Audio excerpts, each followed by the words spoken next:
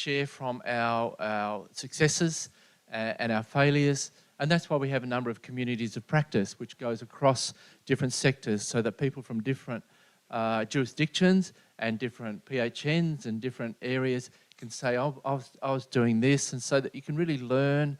And if people made a fair bit of progress and someone's saying, oh, I think I might do this initiative, someone say, yeah, well, I've done that already, so why don't I share where I've got to? And this is a great thing about, I think, the area we work in.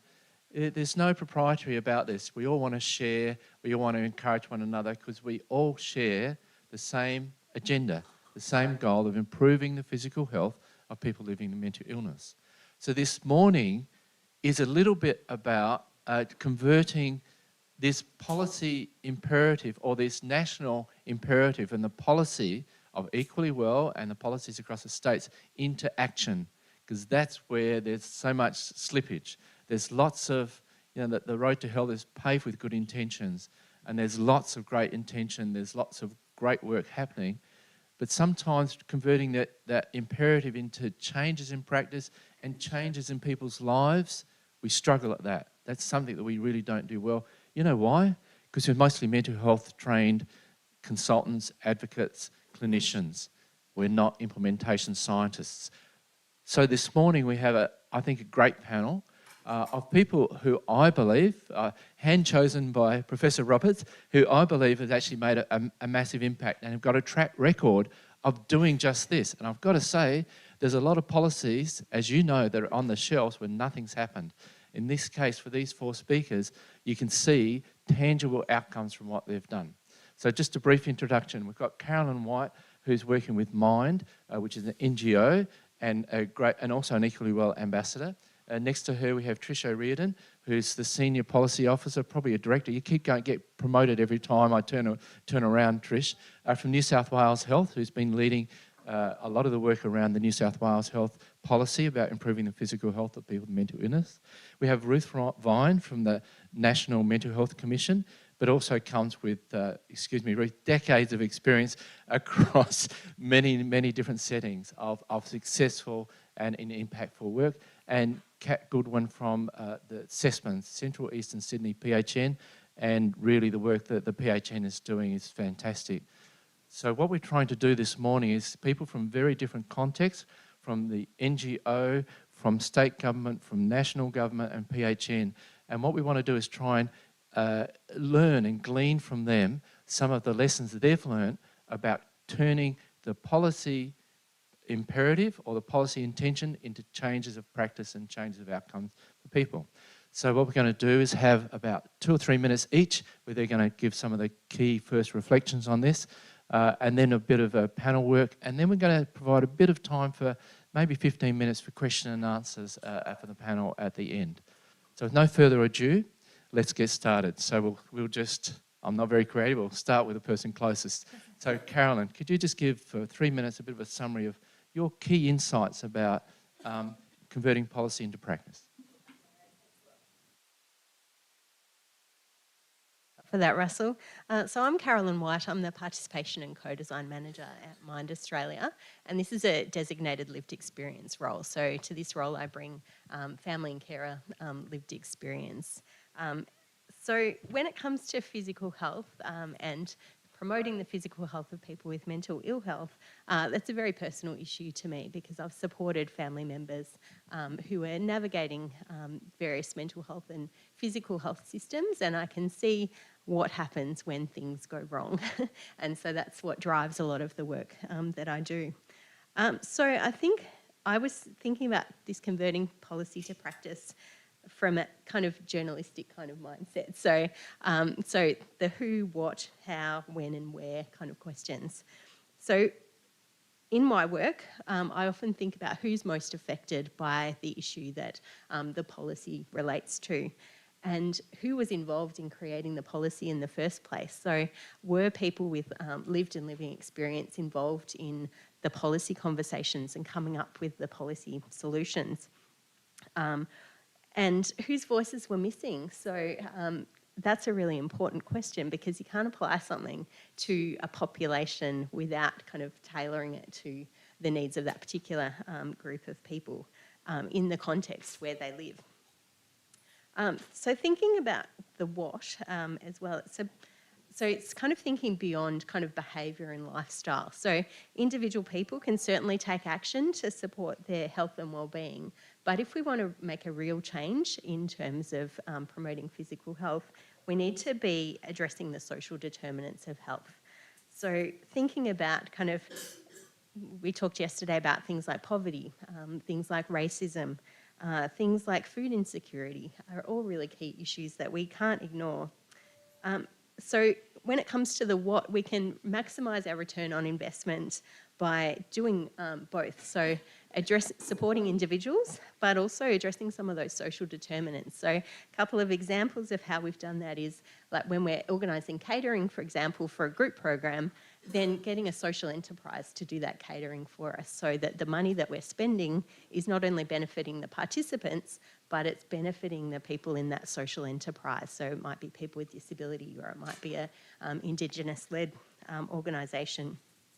Or it might be kind of engaging peer workers so that we're providing employment opportunities as well as interventions to support individuals with their physical health. So in terms of the how, we really need to listen to lived experience and also practitioner wisdom. So Felice mentioned before that a focus on body weight can contribute to stigma, and that's something that I've done a lot of work in. And it also focuses on something that's really difficult to change. But policies still kind of recommend BMI measurement and waist circumference and things like that. So at the two kind of equally well symposiums that we've had previously, Caro Swanson from New Zealand, made comment around how regular girth measurement does nothing for her mental health. So we need to be thinking about how we do that. So yesterday we spoke about human rights, and one of the things that came up is the right to body autonomy. So thinking about kind of, okay, so if we have to do waist circumference and BMI, then thinking about asking the person for their consent to do those and making sure that they're informed about why we're doing that. Providing a private space to do that, and also asking the person whether they want to know the numbers or not. Because for people with an eating disorder, that can send them into a spiral that is not helpful for their recovery. And we might also kind of provide options for people. So as well as the standard kind of recommendations, thinking about kind of size-inclusive advice that focuses more on the activities and behaviours that people can do within the context of their lives. We talked yesterday in my session about kind of when to introduce these kind of conversations. So what we've learned from our lived experience advisory team is that it's not the first conversation that you have with a person. You need to have built some rapport with the person and have a trusting relationship before you start conversations about physical health. We need to recognise that people might have other priorities. So they might be worried about kind of where they're going to sleep that night, or if they're going to have enough money to put food on the table. So thinking about kind of what their priorities are, and then if they don't want to address things now, then thinking about kind of revisiting that conversation later down the track. And if a person doesn't want to kind of act specifically on their physical health, then think about what can we do more broadly to create an environment that supports people to do things that support their physical health. So for example, at one of our prevention and recovery care centres, I visited one day and they had bikes there, which is fantastic, but the tyres were flat, so they couldn't be used. So making sure that what we provide is able to be used. So in terms of kind of where, start with the places that you can touch. So it's a big issue. We can't do everything. So start in, your own environment. And as Russell says, kind of do what you can, where you can, and when you can. Thank you. Fantastic. Thanks, Carolynne.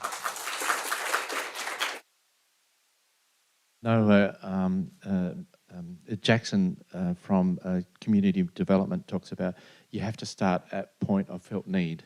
You don't go on what you want, you have to go on, so what does the person that you're working with, where is their need and where do they want to go? So thank you. Trish, one of the lessons for me as a sort of a professor in leadership is about the importance of endurance and building a reputation and a perseverance and in the sector, and that only comes with time. And I don't know how long, but at least 20 years you've been working, establishing a magnificent reputation and for delivering and being a great conduit. So I'm really interested in, and I think that's been evident in the fantastic work that's happening in New South Wales at the moment. So really interested in some of your reflections on how you've been successful. Thanks, Russell, and thanks for the invite to talk here today, because it did give me the opportunity to reflect a little bit on the way we went about implementing the New South Wales Health Guidelines, but also I think on policy more broadly, how we go about implementing it, how we make sense of it so that when it lands on the ground, it's something that's meaningful, doable, and something that locally is owned and accepted. There are a few things I think when I went through that I learned from particularly the implementation of the physical healthcare guidelines, because there are many doors that our clients have to walk through in order to get the kind of care that they need in this space. The first thing I learned, and I think I'm echoing a little bit of what you say, so my apologies, but that listening is invaluable. We can't design, write, do anything without hearing from the people, and we heard the Minister even talk to that this morning, the bravery it takes to tell your story. And it's not enough to just acknowledge it, we need to act on it. So listening is invaluable, and it makes us all the more richer when we're able to put into practice things that people have told us does not work. Well, we won't put that into practice, right? I got that wrong, but we put into practice the things that will work for people. And so going forward, I think for our policy, our guidelines will be coming up for review soon. One of the things we'll be holding very dear will be the need to kind of make sure that anything we write is informed by the people for whom we are serving.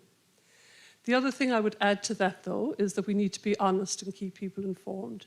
So one of the big lessons for me from working through not just this set of guidelines, but other ones, was the realization that I wasn't always upfront with people when I was bringing them on board to design or co-produce a policy or an implementation guideline.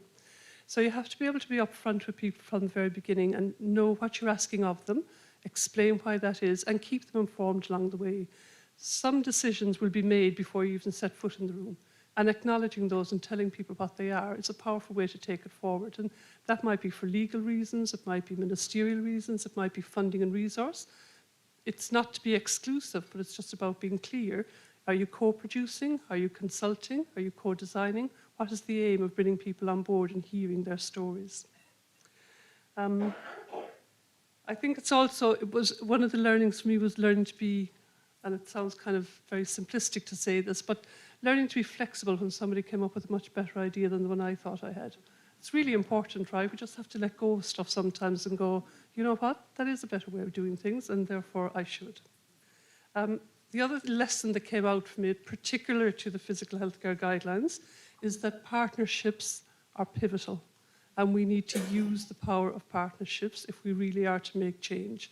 I think for me, in mental health, a lot of ownership fell to mental health services to deliver on the product that we put out there. When in fact we know, when you're looking at complex chronic illnesses, when you're looking at people who may be diagnosed with oral cancer or other types of cancers, you need more than a mental health service to deliver. So not just looking for one solution, but really knowing that there's power in leveraging off the partnerships and really using them to their maximum benefit. And then I think the last thing that was a bit of a learning for me was that one size won't fit all. And I learned that a little bit from the work that Jackie and the Commission showed us earlier this morning. You can often design a policy and it can be very, straight, up and down, narrow in its remit.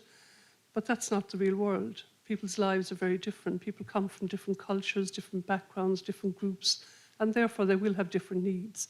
So our policies need to be more adaptable, they need to be more flexible, and we need to acknowledge that one size won't fit all.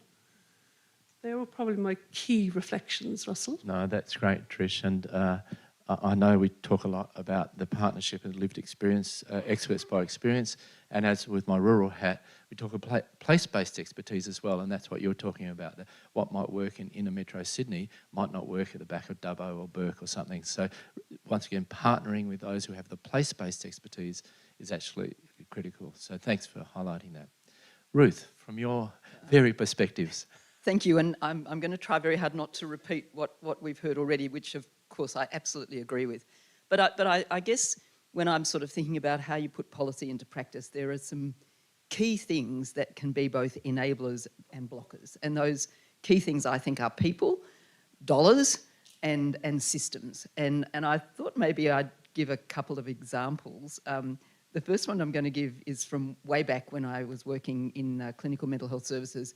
We had the opportunity, we had a little bit of extra money, and we employed an enrolled nurse to proactively engage with our local public dentist to make available a couple of sessions a week for our patient cohort. Now, some of those people had actually never seen a dentist, which is appalling, but I'll give a call out right now that I think dental health is absolutely critical as part of our physical and mental health. And so anyway, it worked. We had an engaged dentist. We had a specific resource through this enrolled nurse who really got on well with our clients, our folk, and assertively assisted them to get there. And they were, that it worked. But in order for that to work and keep working, we'd actually needed to keep having the resource. We needed to keep having the relationship with the public dentist, and a willingness on their part to give us really prominent access to the chair. And we needed the systems and recording in place. So that's just a little example. The other example I thought I'd give, which is a much broader one and may link to PHN work too, there is an overarching policy of this government around equity of access and probably equity of outcomes. And we know that that's really hard to achieve. And one of the things that we learnt when we were doing an evaluation of better access was that there was not equity. There was not equity of access. There were differential workforce things. There were differential affordability aspects, and there were very different outcomes as well. And two responses to that, which I think are really important to note, and we need to watch. One was to continue with the establishment of a free access, multidisciplinary model of care, which is just unfolding. And I have to say, COVID helped us a lot with that. It was a really great time to experiment. But the Head to Health centres, which we're delivering through the PHNs, promoted part of that. But the other part, which I think is really critical, is that there was also engagement through government and through budget processes to change some of the MBS items to encourage and make more viable bulk billing for particular patient cohorts, for particular presentations.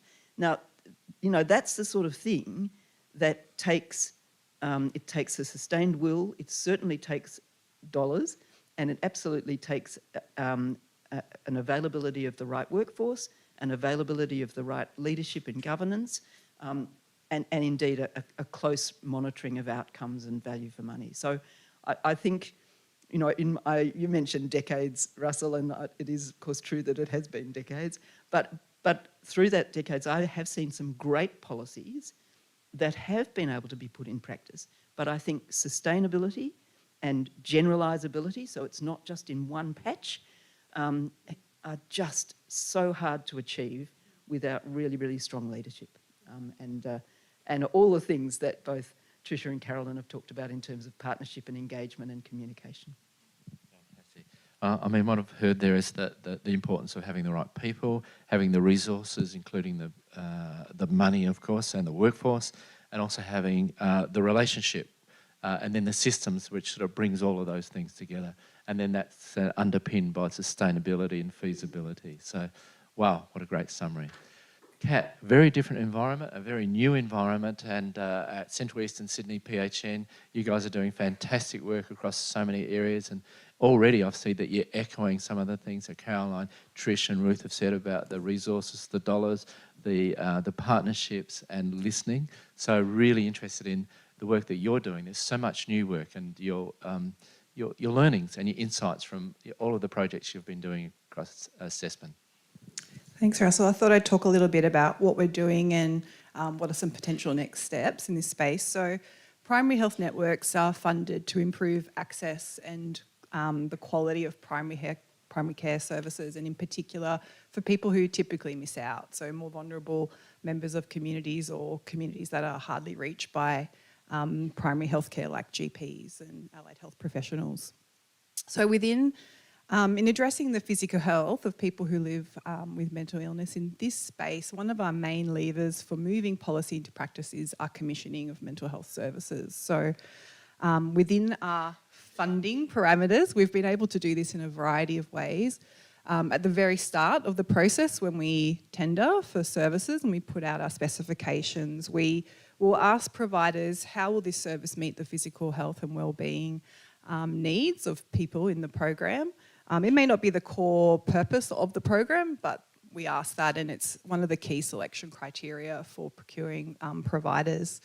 And then once we have services up and running, they've gone through co-design, they're based on evidence-based practice, and we will ensure that they adhere to the latest guidelines. So in particular, the New South Wales Health Guidelines for physical health for people living with mental illness is a key one. And we'll ensure that it has tools and resources built in. One that we roll out across our programs is the NEMI National Health Prompt to make sure there is that routine assessment. We also really do focus on funding integrated models of care, so ones that get general practice and hospitals working together, that interface of primary and tertiary services working together. An example of this is the GP shared care programs that our local health district partners run. We support funding and partnership to that. So that sees GPs working in a collaborative relationship with community mental health teams as part of the overall support around a person. And we also do quite a bit of workforce development, so education, quality improvement initiatives, guidelines, and we partner with experts in the sector to do that. In terms of where to next, there is opportunity for PHNs to amplify what we do in this space, and in particular, I think outcome measurement is the opportunity. So at this point in time, to look and see if a program is successful, that's based off improvement in mental health, outputs of service delivery, people, client and patient consumer rated measures of what they think of the program and didn't benefit them. But I think we could move to outcome measurements around addressing physical health and wellbeing, and I think that could really shift practice in this space. We're very interested in funding more integrated models of care like Head to Health, where people can come and have their health, their social, their physical health, their mental health needs all met in the one place in a really seamless and accessible way. So we're interested in building upon those models of care. And we're interested in coming together as PHNs. So you mentioned scalability and generalisability. We are funded for local solutions, but we recognise that coming together and rolling out broader approaches is of benefit. So in New South Wales, the PHNs are coming together and we're reviewing what we're doing in this space and looking for areas where we can work together to increase what we can do. So that's actively underway right now. Great. You know, we're all friends here, and I think it's great to talk about the principles, but sometimes the best learning, which we really focus on in Equally Well Communities of Practice, is what are the landmines that you need to avoid? Because you step on a landmine, that can completely disrail a program. There's 12 months down the tube, or damage a lot of the people who are not going to come back and participate. So I know for myself, one of my early learnings as a mental health director out Western New South Wales, turning up to a regional assembly at Burke and getting smashed by the local working party, and then getting some advice from some of our Aboriginal folks like, you need us sitting on the side.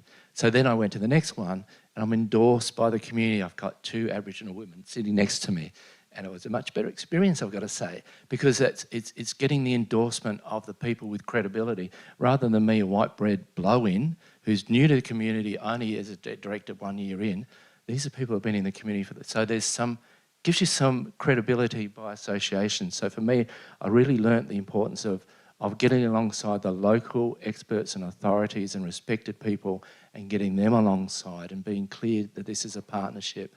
So that was one of the landmines I stepped on, and I was young enough and stupid enough to be resilient and come back into it again. But that was one of my lessons. I'd be interested from the panel of any of the missteps that you think might be helpful to share for all of that, the rest of us who are still looking to implement policies. Any war stories, battle stories? I'll go first. I think that's really interesting. When we were doing the physical healthcare guidelines, smoking cessation was a big area. And I would say that I very quickly attached myself to Jackie and her team because that gave me credibility. Nonetheless, smoking was a big issue for us, and we weren't having much success in reducing smoking rates, particularly for people who came into our care smoking and how we managed it. So I decided I'd get on the phone one day and talk directly to our colleagues, whom I hoped were our colleagues. They still are now, but there was a rough patch there, and talk about, really I think I went in with the approach I was demanding. I was demanding that they stood up to their, service delivery. I was demanding that they did more for us. I was pointing out to them. They raised the point with me that there was some anxiety, and I think we would all be familiar with this, around going into a mental health inpatient unit. That discrimination kind of came forward. And my rejoinder back to them was, so you're telling me you have people that work for you who can support 1 in 5 of the population. And it was a shutdown. That's the truth. It was just a complete clam up on their part. I came away thinking, I don't feel good about that. I didn't achieve anything. And I had to really roll my way back in very slowly. And actually, what I did was I put some other people forward and let them kind of mellow the feels and go, yeah, she can be a bit cranky, she can get a bit off, we'll manage her. But it was a good lesson. It was a good lesson, right? Because I needed them. Same way when we do policy, we can write the best policy and the best words ever. But unless we have people like you out there who can do it and who are willing to come along and do it, implement it, they're just words on paper. So you do have to take that step into the real world and be a bit real and, I suppose, be a bit kind of flexible and adaptive, give and take, rather than what I did, which was demand, insist, and just point out the flaws. Great, thanks, Trish. Any others? Ruth? I just, maybe to add to that, I think what your reflection, Russell, was know who you need to engage with before you take the steps. And I think that, Trish, you're saying that too. And I guess in the course of my career, I have at times felt that, right was on my side without necessarily thinking that other people don't have the same view and that there are industrial implications. And if you try and do things without engaging industrially when you're working with workforce, and particularly when you're working with a workforce under pressure, if you don't have your rationale right and you don't have your engagement right, you will fail because that will just block. And I certainly experienced that. And the other thing I'd say is sometimes you can be very opportunistic. And again, a recent example, 2 recent examples of that for me. One was during COVID when we had the opportunity in Victoria to do the pop-up, what were then called head-to-help clinics. It was opportunistic. We could get money. We could get the people. We had the PHNs. We had a great PHN leader in Elizabeth Devaney, who was our Southeast Metropolitan PHN leader then, and we could just do it. So it's sort of being opportunistic as well as thinking who you need. And perhaps another example, again, from my career is working in forensic health. If you don't, and particularly important for physical health and mental health, if you don't engage with the other practitioners who work in a given system, again, it won't work. And again, I'm thinking of working with some fantastic general practitioners who worked in prison settings, under the pump all the time, lots of system barriers, but in the end, we got a really good result in a more cohesive model, but there were blocks along the way. Kat, you've put in so many different innovations. You must have experiences of things that have gone not as well as some of the other projects. Probably unsurprisingly, I think when things go wrong, it's when we rush in. So often we might have an underspend or some last minute funding. You need to commit it quickly. It's not the time to innovate. It's not the time to try something new. So we have had instances where, procured some services and maybe they weren't supported and networked enough to work with people who are living with more severe and complex mental illnesses. So things kind of fell apart is one lesson I think about in terms of rushing in. But mostly with good planning and good partnership and good expertise, things can be worked through, I find, yeah. And Carolynne, did you have any, or you? Yeah, I think I've got a couple. So I suppose, I was working in a community health service and doing a project around how to support the community around issues to do with body weight. And at that time, I'd always grown up in a smaller body and I was just like, okay, it's easy. All you need to do is eat well and move more. And it's piece of cake. And so it wasn't until I started talking to the dietitians and like at the time, I think I was reading that Sweet Poison book, which was written by a lawyer and things like that, and they're rolling their eyes, just going, what on earth are you doing? Listen to us. So I think like the lessons in that for me were kind of challenge your own biases and also, you know, consult people who really understand the topic that you're dealing with to fill in the gaps in your understanding. I think that was really key for me. And I think the other thing I was thinking in relation to your comments, Tricia, was it doesn't stop with co-design. So I think one of the challenges that I've been dealing with in my practice is we put a lot of energy and effort into co-designing a new product or an approach or a service, but then it's developed and we've got a product or a service, but then it stops and we move on to the next project. But I think we need to build in time and resourcing into making sure that that product or service is actually fully implemented in the services and training up the staff who are kind of going to be responsible for delivering it and providing that ongoing kind of practice support as well. So a couple of things for me. Oh, that's a great point. I remember before we even got Equally Well started, Peggy Brown, who was a commissioner then, said to us, well, it's 2 years to get it started, to implement it, and 10 years to get it consolidated. And that was about 7 years ago. It's so true. Like the time it takes, it just does take time. It doesn't stop with the design and the consultation. It starts. That's the beginning of the beginning. 2 years down the track, it's the end of the beginning. So now we've got opportunities for a few questions and for people to share their perceptions for the next 10 or 15 minutes. So I'll just open it up to any questions from the panel from the floor. And we might need a mic runner. Sonia, who's going to run the mic. Can we get this one live? We've got one at the back.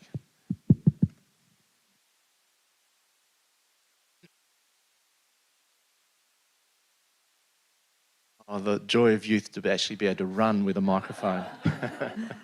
Thanks. Thanks for those reflections. I think it's really great to hear those kind of high-level thoughts about, well, what works and what doesn't work.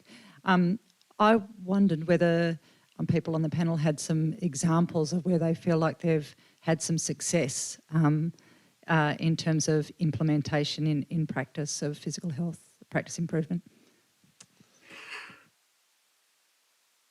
Anyone? I know you all have. I'm happy to go if you like. So yesterday, Lauren and I presented some of the work that we've been doing at Mind Australia to introduce a physical health tool and to support staff to have conversations with their the clients that they work with around physical health. So I think we've seen since the introduction of a co-design tool, we've seen an increase. It's not a substantial increase at this stage, but there has been more conversations had around physical health, and so that's a really great starting point. And now we need to kind of build on that by kind of exploring with people ideas that, to put some of those physical health type approaches into to action to support people to take action in their own life based on what's important to them and the resources that are available to them. And Trish, I know you've had massive success. I needed to correct Professor Curtis's presentation this morning. She missed out an important part in her timeline. In 2008, she came out to Dubbo and ran a one-day workshop improving the physical health of people with mental illness in Dubbo. So that was part of all of the other stuff that Jackie did with local health services for the decades before. She became a world superstar, but really working locally, but also part of that success of what's happened in New South Wales. That was 2008, and that was really when we were just sort of getting going in that. So I'd be really interested in the success that New South Wales have had in the partnership with Keeping Body in Mind and also through the LHDs. Yeah, no, that's a fair point. I don't think I would say they're my successes, because they're not. But it was surrounding myself with the right people, or being surrounded by the right people. So much of the work that happens in New South Wales happens in pockets of great practice from very committed people who are there to make a change. So I could call out a few things like where they've had success with smoking cessation, which I mentioned earlier, with getting gym equipment into places so people could exercise easier and quicker. We've done some work over at Macquarie around improving food and the quality of food, all at the lens of, improving physical health care.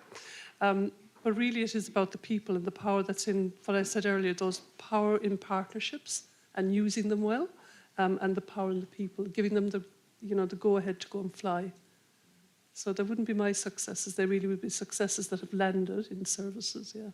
And I think it's also appropriate now, again, to acknowledge David Pearce, who in fact gave one of the keynotes in November 2015 when we were developing the consensus statement, when we had the consensus workshop. And he was the director of New South Wales Mental Health for a long period of time. And really, that's when we talk about authorising environment, we talk about place-based expertise, but we also talk about the executives. We also talk about lived experience. We also talk about research. So it's really acknowledgement to David and his leadership. Look, it is really hard, isn't it, to think about successes that have been sustained and measurable. I mean, I think the whole, the policy, if you like, of not having smoking in lots of areas was really, really hard to implement, particularly, I think, in mental health units and often quite fraught. But nonetheless, that persistence and that engagement and working with people, I think, got there. I think there is also, the other thing I'd say, Russell, and perhaps, it's a reflection on that Equally Well has been around for a while and that it is in people's minds that there are different morbidity and mortality outcomes for those with mental illness compared with the general population, that there is a greater recognition of that. And I think that has been reflected in some of the MBS changes that have been introduced in terms of more coordinated care, longer bulk billing sessions, particular availability of different things. But even those, we've still got to measure the outcome. We've still got to measure an outcome over a longer period of time that says it is making a difference. So I think we're doing a lot of good things on a lot of fronts, and I certainly think there's awareness and knowledge, and I'd like to think that some of those policy delivery into practice will make a difference. But I'd still say persistence. We've just got to keep on at it. No, spot on. I know it's great that we've got a number of GPs here at the conference this year. Kat, this is one of your mandates, is connecting with GPs, and I know you've done some great successful work there. Maybe give an example of one of those GP programs. I can speak briefly to one that comes to mind, but I believe our friends from South East Sydney Health District are presenting on it this afternoon or tomorrow, so I won't give too much away. But it kind of goes to what you said, Russell, about go to where there's need. And they approached us and said, we have people in our clozapine clinic who really could be supported in primary healthcare by GPs, but GPs aren't trained up in prescribing clozapine and don't have the support to do it. And are you interested in working with us to help us with that? And we were like, yes, we can. So we contributed funding and partnership support to support that service to link into general practitioners and get people into more sustainable and the right level of care. So that's one example. And all credit to them. The will was there, the interest was there. They just needed some additional resources and linkages, really, to just get it off the ground. Undertook a really fantastic co-design process, so you'll hear more about that later today. Great point. Yes.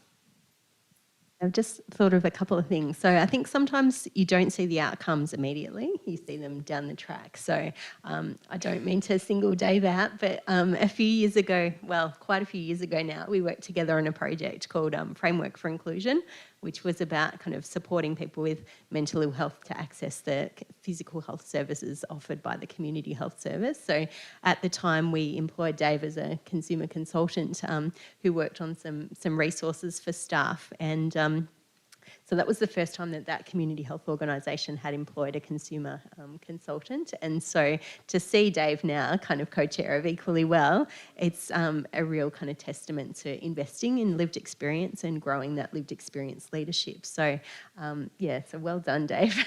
I can't take full responsibility for that, but I think I had a part to play in that, and I think some of the projects that we did back then are now being kind of rolled out in other community health services and having a much bigger impact. So, yeah, what you invest now will reap rewards later on. I think that's a great point in the persistence. And now occasionally I go to the gym, and one of the songs I hate is I get down, but I get up again. No one's ever going to keep me down. But this is part of the journey for all of us. If you want to be successful, you're going to get knocked down a number of times. But look what happens over almost a decade, that you develop your leadership by the failures and the knocks, etc. And you develop, and you can't do it without that. So that's that persistence that we were talking about as well. We've got a couple of questions here. This one was first, and then this one next. Thank you. I've got a question. I'm a clinician working with a community team that we're quite enthusiastic about trying to do all of this. But there seems to be, at my level, I've never done research before, I can sit and see all of this and do all these amazing things that are happening. But I think, well, I've probably got to get the data on my team, and I probably should do a little bit of qualitative and quantitative stuff. And I thought, I don't quite know where to start. Is there somewhere, or is Equally Well bringing in somewhere that provides some mentorship or some resources or some way to access those of us that are really keen on this but don't know where to start? Because what I keep hearing is there's really good programs, but we should have some research basis, or we should be doing some evaluation. Sitting in the community trying to do it is actually hard. So that's my question, is there stuff coming, or how can I access something? Or how can others in the room access that? Well, first I'll throw to the panel about the issue of working in community teams, to when there's not many resources and there's some enthusiasm, but there's a need for guidance and leadership. Any experiences of how you've dealt with that and working with teams? So I said earlier I was very fortunate to be surrounded by good people. We have a working group that lead the implementation of the New South Wales guidelines. And part of what they did was they set up a kind of a resource link portal. I'm not so sure if it addresses your specific question around the evidence, because we know the evidence for these programs is there, and we know the evidence around the poor outcomes for people with mental illness is well established. So we don't need to repeat that. But what they have done is they've put up programs where they've had successes, and written them up in such a way that anybody, whether they're in a community, whether they're in an inpatient setting, whether they're in a CMO, can pick it up and adapt it for their particular local needs. Research-led initiatives, it's probably not my best area to answer on, I'm not going to lie, but I do think it's an area that would be quite interesting for us to be pursuing as we look forward into the future. Yeah. If I could add, and I don't have an answer to your question in terms of mentoring and availability, but I do think, so I'm working with the National Mental Health Commission at the moment. One of our jobs is around monitoring and accountability. One of those jobs is therefore looking at evaluation of services and the improvements that have been made. And again, I think without being too Pollyanna-ish or optimistic about things, there is a real awareness that we need to be evaluating and critically evaluating systems and services that are in place. But you need the data, you need the systems, and you need the engagement of the workforce. So I'm sure there are resources out there. I don't think I know about them, but I'm sure other people in this room do. And I would really encourage you to keep that interest, because getting service provider and clinician input, as well as service user consumer care input, is what makes evaluation much, much stronger than just the utilisation data. I think it's a great point. I think what you've raised is a bit of a gap in mental health, which is the mentorship and the leadership training. Most people who are leaders in mental health are people who forgot to step backwards when they asked for volunteers. They're mental health clinicians. They don't have training in management. They don't have training in leadership, and so they just step up out of a esprit de corps. So I think it's a real gap. Jackie's got a hand up, I think, to contribute. Sonia, if you could jog across the aisle. But that's a great point. It's something certainly we'll be trying to develop equally well, like the leadership, mentorship sort of portal or community of practice. But I'll respond to your other question after Jackie's had a response. I'm just responding specifically to your question. It's a really good one. In Mind Gardens, we actually have a structured approach to what you're asking, which is called Mind Labs, and it's actually, you're very welcome to reach out to us to help support exactly what you're asking. So the research, the quality improvement on this topic. So we've really built some expertise around that. We're working with people around the state at this point, but it's a national organisation. So please feel free to reach out. That applies to everyone, because actually those first steps and building what you need to develop some quality improvement, even an idea and how to go about that is what we've been doing for the last while. So the team are here. You're welcome to talk to them at the next break. Thank you. We'll come to you in a sec. We've got a question down the front, and I'll finish responding to this, put an ad in for Ruth. When I was overseas, I came across the leaders of the Bevan Commission, which is, Bevan is the person who's created the NHS in the UK. And this Bevan Commission is actually about identifying leaders and taking them through the process, a one-year process, of these sorts of projects, practice improvement projects, and that's all they do. And interesting, almost today, I think, they invited me to come back. They've appropriated our name. They had a session called Equally Well. They said, oh, it'd be lovely if you could come across to that. And I'd love to, but... so this is something we could possibly think about in Australia, a national thing to identify key people, to support them to implement practice improvement. On the other aspect of that, tomorrow we're going to talk about our national scan of initiatives, and that's just not to measure progress.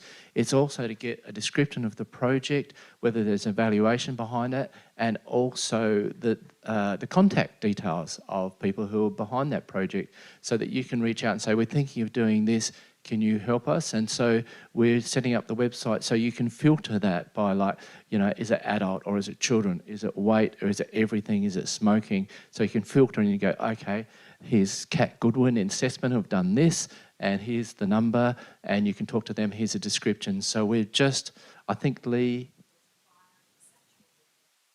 there's a file in the satchel with links, and I think we're finalising some of the architecture of that, but it is functional at the moment and we will improve it quite a bit. And that's part of that process that might be helpful.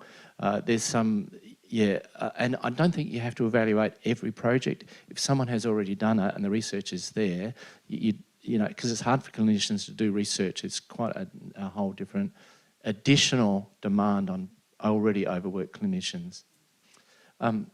I think we're struggling for time, so we just need this question and then the last one back here, and then we need to come for final statements. Yes, please. I'm hearing a lot of just people, the microphone up. Oh, sorry. I'm hearing a lot of talking about the domains of well-being and how we need to address food insecurity or healthy food insecurity and housing insecurity. But something that I've experienced since our disasters and co-occurring pandemics is medication insecurity and how that affects where we are, especially when we're isolated. And so, for instance, diabetic medications became rather thin on the ground and there was a lot of flow-on effect to more medications becoming much harder to get hold of. I'm also regional, so I can't pharmacy shop as readily as a lot of people might be able to. So one of the expressions of that insecurity was disordered eating thoughts. And my first place of call was to go to my GP and say, I'm having these thoughts. I'm very troubled by this. I've been here before. I don't want to go back. And he's just said, oh, well, just change what you're thinking about. I'm like, so is there any, think a happy thought, is there any way that, that this sort of insecurity is also being looked at as part of the domains of well-being? Because it's not just diabetic medications. I know that hydrocortisone was hard to get hold of for a while. Targan was hard to get hold of for a while. And you know, if we're not addressing people's thoughts around food because they can't get the medication they need, or thoughts around, you know, whether or not their adrenals are going to not go into crisis, or their pain is going to go through the roof. These insecurities are very poorly met. I might ask Ruth to respond to that very briefly, but then also put Professor Amanda Wheeler. We're having a session this afternoon on medication, so I think that's a perfect place to discuss that in more detail with all the medication experts. But we'll get Ruth, if you could just briefly respond, because I'm just conscious of the time, but it's a really important issue and we need to give it more time.